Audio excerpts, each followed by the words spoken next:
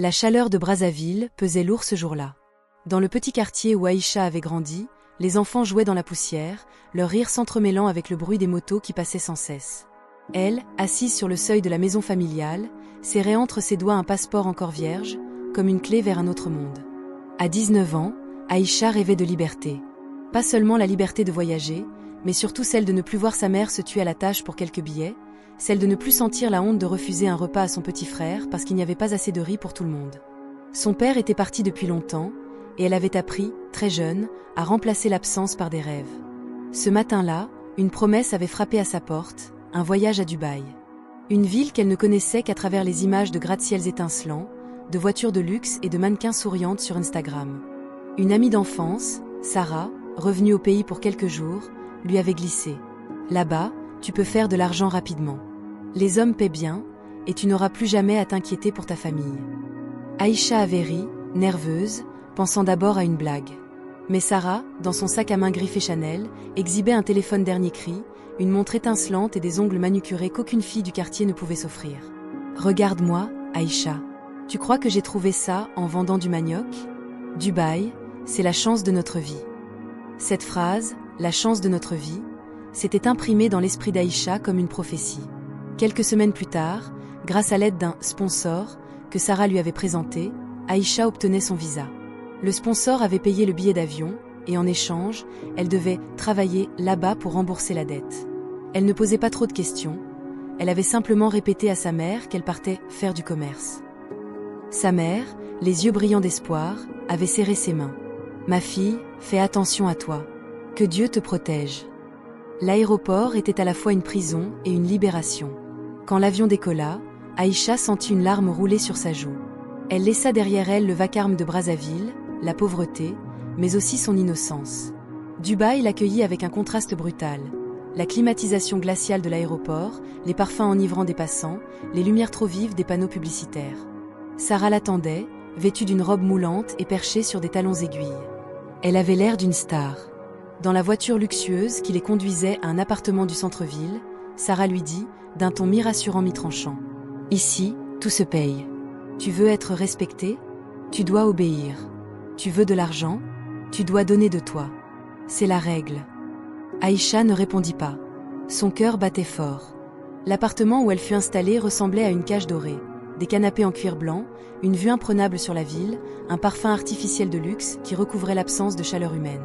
« Ce soir, tu as ton premier rendez-vous, » annonça Sarah. Aïcha, paniquée, secoua la tête. « Mais, je ne suis pas prête. » « Personne n'est jamais prêt. Tu verras, ça ira. » Ce soir-là, un homme riche, la cinquantaine, parfumé et vêtu d'un costume impeccable, entra dans l'appartement. Il n'avait même pas prononcé son nom. Il avait simplement lancé « Montre-moi si tu sais obéir. » C'est là qu'Aïcha comprit. Le « travail » n'avait rien à voir avec ce qu'on lui avait promis. On ne lui demandait pas seulement de donner son corps, mais de renoncer à sa dignité.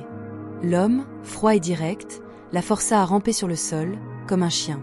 Chaque ordre résonnait comme une gifle. À quatre pattes. Lèche mes chaussures. Plus bas. Encore. Aïcha sentit la honte l'envahir, mais aussi une étrange déconnexion. Comme si son esprit quittait son corps pour survivre à l'humiliation. Ses genoux la brûlaient contre le carrelage glacé, et son âme saignait davantage que sa peau. Quand tout fut terminé, l'homme jeta quelques billets sur la table. Un montant qui, au Congo, aurait nourri sa famille pendant des mois. Sarah ramassa l'argent avec indifférence et glissa une partie à Aïcha. « Voilà. Tu vois ? Ce n'était pas si terrible. » Mais Aïcha savait qu'elle avait perdu quelque chose d'irremplaçable. Cette nuit-là, dans le lit immense de la chambre luxueuse, elle pleura en silence. Elle pleura la petite fille innocente qu'elle n'était plus, elle pleura sa mère qui croyait qu'elle faisait du commerce, elle pleura le mensonge qu'elle vivait. Et malgré la douleur, une pensée la hantrait toujours. Si je continue, je pourrais sauver ma famille de la misère. Mais à quel prix ? Le lendemain matin, Aïcha se réveilla dans des draps trop propres, trop froids. Elle n'avait pas fermé l'œil de la nuit. Le souvenir de la veille lui collait à la peau comme une odeur qu'on ne pouvait laver. Elle se leva, traversa le salon vide et regarda par la baie vitrée. La ville brillait, immense et indifférente, comme si rien ne s'était passé. Sarah entra, une tasse de café à la main. « Alors, première nuit ?» demanda-t-elle avec un sourire forcé. Aïcha baissa les yeux. Je ne veux plus recommencer.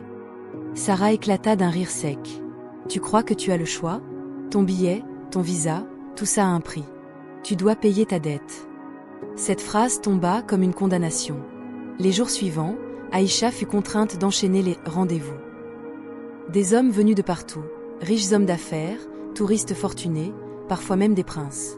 Tous avaient en commun cette froideur qui la réduisait à un simple objet. Certains voulaient la voir ramper, d'autres l'humiliaient par des ordres absurdes. Chaque fois, Aïcha s'éteignait un peu plus. Mais paradoxalement, son compte bancaire gonflait. Elle envoyait de l'argent à sa mère, qui l'appelait avec fierté. « Ma fille, grâce à toi, ton frère peut enfin aller à l'école. Que Dieu te bénisse. » Ces paroles brisaient le cœur d'Aïcha. Sa mère voyait en elle une héroïne, alors qu'elle se sentait comme une prisonnière vendant son âme morceau par morceau. Un soir, après un service particulièrement humiliant, Aïcha retourna dans sa chambre, tremblante. Elle ouvrit son téléphone et scrolla sur Instagram. Des filles de son âge posaient devant des piscines bleutées, exhibant sacs de luxe et sourires parfaits.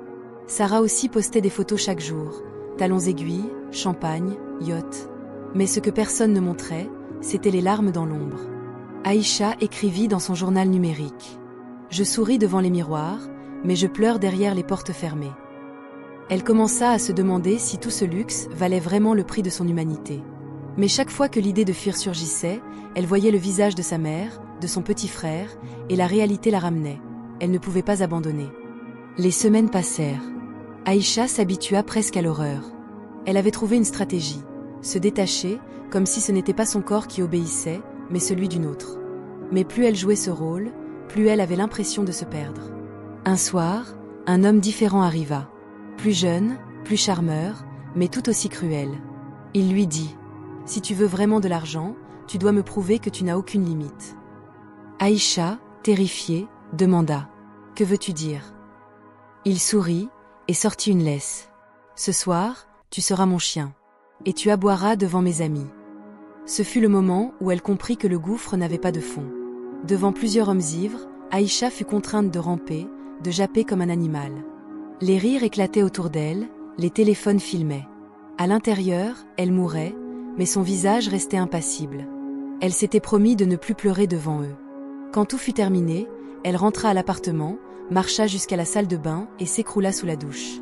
L'eau chaude se mêlait à ses larmes. Elle murmura à voix basse. « Ce n'est plus moi. Je ne me reconnais plus. » Pendant ce temps, sa mère continuait de l'appeler, pleine de gratitude. « Aïcha, tu es notre bénédiction. Le quartier parle de nous maintenant. On dit que nous avons de la chance d'avoir une fille comme toi. » Ces mots étaient des poignards. Aïcha souriait au téléphone, mais une fois la conversation terminée, elle se recroquevillait dans son lit. Elle savait que sa famille l'admirait pour une illusion. Un soir, Sarah entra dans sa chambre et trouva Aïcha assise dans le noir. « Tu pleures encore. »« Je n'en peux plus, Sarah. J'ai l'impression de devenir folle. » Sarah haussa les épaules. « On passe toutes par là. Moi aussi, j'ai pleuré au début. Mais regarde-moi aujourd'hui, je n'ai plus besoin de compter mes billets. Ici, tu choisis. Soit tu souffres et tu deviens riche, soit tu abandonnes et tu retournes dans la misère. » Ces mots résonnèrent dans l'esprit d'Aïcha comme une malédiction. Pourtant, quelque chose changeait en elle. L'humiliation répétée, la douleur, tout cela forgeait une colère sourde. Chaque billet qu'on jetait sur la table n'était plus seulement une blessure, c'était aussi une arme. Elle se disait « Un jour, je sortirai de cette vie. Et quand je partirai, ce sera pour toujours. » Mais ce jour semblait encore bien loin. Les néons de Dubaï n'éteignaient jamais leur lumière. La ville brillait jour et nuit, comme pour rappeler à tous qu'ici, le temps appartenait à ceux qui pouvaient le payer. Aïcha, désormais habituée aux soirées étouffantes et aux hommes exigeants, découvrait une autre facette de ce monde, le luxe. Sarah l'avait emmenée faire du shopping dans l'un des malls les plus extravagants de la ville. Les vitrines débordaient de sacs en cuir, de robes scintillantes et de bijoux qui coûtaient plus cher que toute la maison de sa mère à Brazzaville. « Choisis ce que tu veux, » dit Sarah, en tendant une carte bancaire dorée. Aïcha resta figée, incapable de croire que ces mots lui étaient adressés. « Mais, c'est trop cher, » murmura-t-elle. Sarah haussa les épaules. « Ici, rien n'est trop cher. Tu travailles, tu paies ta dette. Le reste, c'est pour toi. Si tu veux survivre, il faut apprendre à jouer le jeu. » Aïcha entra dans une cabine et enfila une robe rouge. Devant le miroir, elle se reconnut à peine. La fille timide du quartier, aux vêtements bon marché, avait disparu. À sa place se tenait une jeune femme élégante, belle, presque intouchable. Pour la première fois depuis son arrivée, Aïcha sentit une étrange fierté. Elle se dit que peut-être, juste peut-être, tout ce qu'elle endurait n'était pas vain. Les semaines suivantes, elle se laissa séduire par ce monde artificiel. Elle goûtait aux soirées sur les yachts, aux dîners où le champagne coulait sans fin, aux boîtes de nuit où les corps brillaient sous la lumière stroboscopique. Les hommes venaient, jetaient des billets, offraient des cadeaux. Un soir, l'un d'eux lui offrit une montre de luxe. « Pour toi, ma chérie. » Aïcha prit la boîte, remercia poliment, mais à l'intérieur, elle se sentait vide. Chaque bijou, chaque sac, chaque billet était une chaîne supplémentaire à son cou. Un jour, elle appela sa mère en visio. Derrière l'écran, la maison avait changé. De nouveaux meubles, une télévision flambant neuve, même les vêtements de son petit frère semblaient neufs. Sa mère souriait, fière. « Grâce à toi, tout le quartier nous respecte. On dit que tu es une bénédiction envoyée du ciel. » Aïcha hocha la tête, mais ses yeux trahissaient une douleur silencieuse.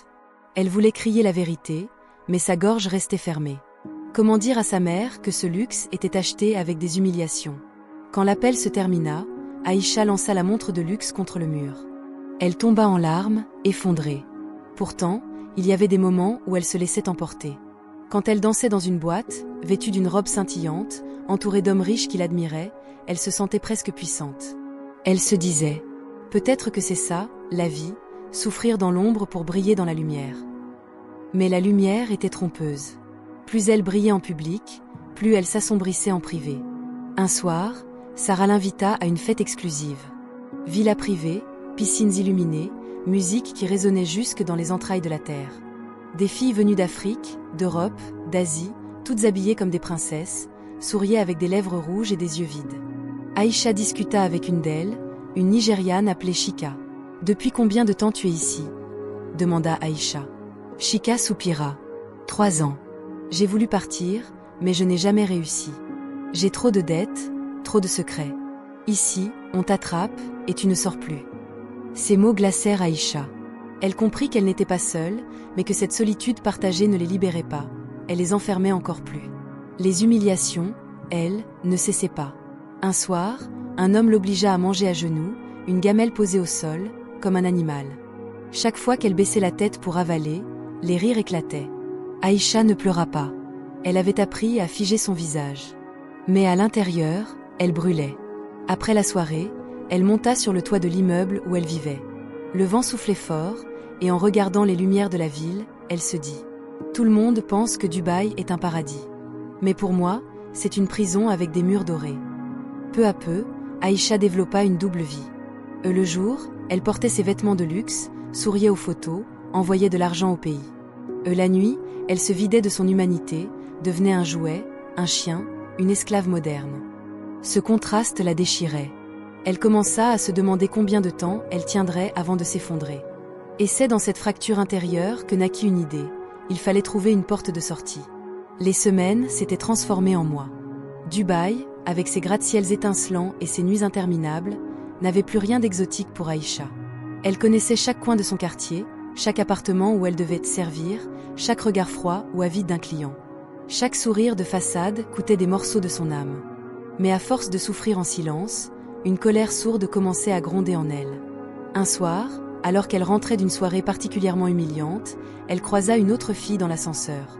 Elle s'appelait Léla, une Marocaine, à peine plus âgée qu'Aïcha, mais ses yeux brillaient d'une détermination que peu pouvaient voir. Léla la regarda avec un mélange de compassion et de défi. « Tu es nouvelle ici, n'est-ce pas ?»« Quelques mois, » murmura Aïcha. « Alors écoute-moi bien. Ici, tu dois apprendre à survivre. Mais si tu continues comme ça, tu vas perdre plus que ton corps. Tu vas perdre ton esprit. » Aïcha sentit un frisson parcourir son dos. Elle n'avait jamais entendu quelqu'un parler ainsi, avec autant de clarté. Léla poursuivit. « Si tu veux t'en sortir, tu dois comprendre une chose. L'argent n'achète jamais la liberté. Il achète seulement l'illusion. » Ces mots résonnèrent en Aïcha comme un électrochoc. Elle réalisa qu'elle n'avait jamais pensé à elle-même. Jusqu'ici, tout ce qu'elle faisait servait à sa famille, mais elle n'avait jamais songé à sa propre survie, à sa propre dignité. Léla lui raconta son histoire. Elle était arrivée à Dubaï 2 ans plus tôt, naïve, pleine d'espoir. Elle avait accepté les humiliations, les ordres absurdes, les regards dégradants. Puis un jour, elle avait décidé de ne plus accepter. « J'ai commencé petit », dit Léla. « J'observais, je calculais, je parlais aux bonnes personnes. Et tu sais quoi ?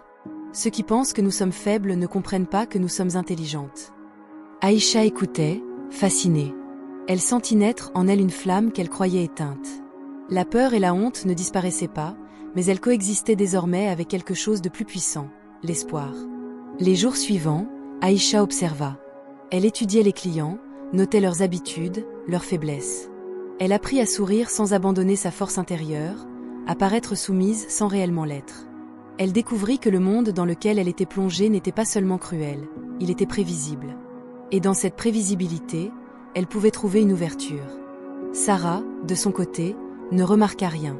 Trop occupée par son propre luxe et ses fêtes, elle ne voyait pas que sa protégée commençait à se rebeller en silence. Un soir, une fête privée fut organisée pour un groupe d'hommes très influents.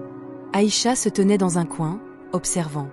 Elle remarqua un jeune homme, différent des autres, qui semblait sincèrement préoccupé par elle. Il ne riait pas de ses gestes, ne la humiliait pas. Après quelques échanges discrets, il murmura « Tu n'as pas à faire ça. Tu as le droit de choisir. » Ces mots simples, mais puissants, frappèrent Aïcha. Pour la première fois, quelqu'un la traitait comme un être humain. Et dans ce regard, elle sentit la possibilité de quelque chose d'impossible, la liberté. Les semaines suivantes, Aïcha continua ses rendez-vous, mais elle commença à planifier sa sortie. Chaque billet, chaque humiliation devenait une pièce d'un puzzle qu'elle allait retourner contre ce monde. Elle écrivit dans son journal numérique. « Ils pensent que je suis leur jouet, mais je suis en train d'apprendre à jouer leur jeu pour les battre. » Elle commença à se sentir plus forte.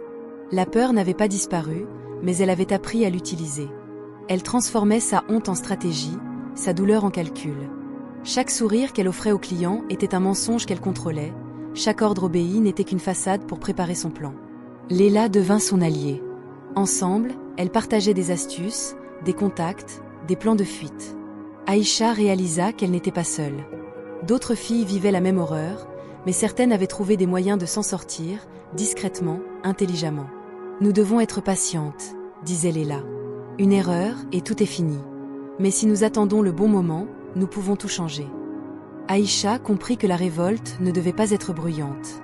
Elle devait être silencieuse, méthodique, intelligente. Et chaque jour, elle devenait plus experte dans l'art de survivre tout en préparant sa liberté. Le chapitre se termine sur Aïcha, seule sur le toit de l'immeuble, regardant les lumières de la ville. Cette fois, son regard n'est plus celui d'une victime. C'est celui d'une stratège. Elle murmure à elle-même. « Un jour, je sortirai d'ici. Et quand je sortirai, je ne serai plus jamais à la merci de qui que ce soit. » Le soleil se levait sur Dubaï, illuminant les gratte-ciel comme des pics de cristal. Aïcha, depuis la fenêtre de son appartement, regardait cette ville qui avait été à la fois sa cage et son théâtre. Chaque lumière, chaque yacht, chaque voiture brillante lui rappelait la douleur, la honte, mais aussi sa force naissante. Depuis quelques semaines, elle n'était plus la même. La peur qui la paralysait s'était transformée en calcul. La honte qu'elle avait subie se muait en détermination. Chaque client, chaque ordre, chaque humiliation faisait partie d'un plan silencieux. Elle sortirait de ce monde, intacte, ou du moins, vivante. Léla avait trouvé une solution. Une voie discrète, presque invisible. Elle devait collecter des preuves, créer des contacts fiables, et surtout garder leur calme. La moindre erreur pouvait les anéantir. « Ce sera difficile », murmura Léla. « Je le sais », répondit Aïcha. « Mais je ne peux plus rester ici. Chaque billet est une chaîne, chaque sourire une cage. Je veux retrouver ma vie. » Elles commencèrent à agir. Elles utilisaient les soirées pour mémoriser des détails, prendre des contacts, apprendre qui étaient les hommes les plus influents, mais aussi les plus dangereux. Elles prenaient des notes, mais toujours dans le secret. Chaque mot écrit était un pas vers la liberté. Le moment le plus difficile arriva un soir, où Aïcha fut convoquée par l'un des hommes les plus cruels qu'elle ait rencontrés. Il la regarda avec son sourire habituel, qui ne portait aucune humanité. « Tu crois pouvoir me trahir ?» dit-il, ses yeux froids comme la glace. Aïcha sentit son cœur battre plus vite. Mais au lieu de céder à la peur, elle respira profondément et répondit avec calme. « Je fais ce que je dois faire. » Il fronça les sourcils. Il pensait qu'elle tremblait. Il ne savait pas que sous sa peau, une tempête de courage et de stratégie bouillonnait. Cette nuit-là, Aïcha et Léla mirent leur plan en action. Elles avaient recueilli suffisamment de preuves pour alerter une autorité internationale sur le réseau qui exploitait ces filles. Chaque photo, chaque message, chaque enregistrement était un levier pour leur libération. Leur cœur battait à l'unisson. La peur était là, mais elle ne paralysait plus. Au contraire, elle les rendait plus vives, plus concentrées. Elles savaient qu'une erreur pouvait tout détruire, mais elles avaient décidé que le prix de la dignité valait tous les risques. Pendant les heures qui suivirent, elles manœuvrèrent avec précision. Les preuves furent envoyées, les contacts mobilisés. La ville, brillante et indifférente, semblait ignorer le drame qui se jouait dans ses appartements luxueux. Mais pour Aïcha, c'était un tournant. Pour la première fois depuis des mois, elle sentait l'espoir s'installer dans sa poitrine. Le lendemain, la police et les autorités locales intervinrent. Les hommes qui pensaient tout contrôler furent pris au dépourvu. Certains furent arrêtés, d'autres contraints à fuir. Aïcha et Léla, enfin, pouvaient respirer. Le départ fut silencieux. Pas de drame, pas de grandes annonces. Juste elles, leurs bagages, et la route vers l'aéroport. Aïcha appela sa mère avant d'embarquer. La voix de sa mère tremblait, pleine d'émotion. « Ma fille, tu reviens ?» Aïcha sentit ses larmes monter, mais cette fois, elles n'étaient pas seulement de tristesse ou de honte. C'étaient des larmes de victoire, de libération. « Oui, maman, je reviens. Mais cette fois, je viens libre. » À l'atterrissage à Brazzaville, tout semblait différent. Les rues, la poussière, la chaleur, mais rien n'avait changé autant que son cœur. Elle avait vu l'horreur, l'humiliation, la luxure et la cruauté. Elle avait connu la peur et la honte. Et elle avait survécu. Léla décida de continuer sa route ailleurs, vers un nouveau départ. Aïcha, elle, courut dans les bras de sa mère, serrant son petit frère contre elle. Elle pleura, mais cette fois, c'étaient des larmes de rédemption. Elle avait payé un prix immense, mais elle avait récupéré sa dignité, son humanité. Dans les jours qui suivirent, Aïcha ne parla jamais du luxe, des humiliations, des ordres qu'elle avait subis. Mais elle écrivit dans son journal. « J'ai traversé la nuit la plus noire pour retrouver ma lumière. Je ne suis plus un jouet. Je suis moi. Et c'est ça, le vrai prix de la dignité. » Le monde pouvait continuer de briller autour d'elle, avec ses yachts et ses villas, ses fêtes et son argent facile. Mais Aïcha savait désormais que rien ne valait la liberté de son cœur, la paix de son esprit et la chaleur de l'amour de sa famille. Les dernières pages de son journal, qu'elle laissa à sa mère, étaient un testament.